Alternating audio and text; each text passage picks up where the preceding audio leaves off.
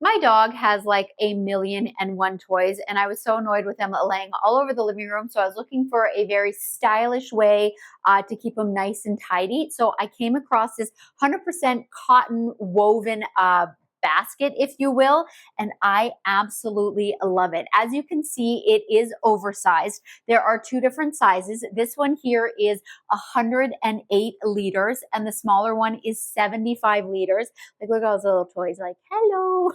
This isn't even a quarter of what we have, but yeah, I literally just opened it from the package, so you can see that it does have like a little bit of like a warp here, but I know that the more I fill it up and use it, of course, it's going to get its shape properly. But as soon as I opened it, I was also thinking this would be a fantastic like laundry basket in your closet. This would be nice in the living room to put like throw pillows, to put your blankets, towels in a bathroom.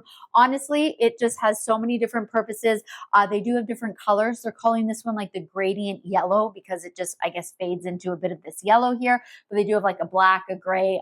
So depending on your decor, of course, you can match it to that. But yeah, honestly, I just think it's so modern, super stylish, and like so useful. I'm in love.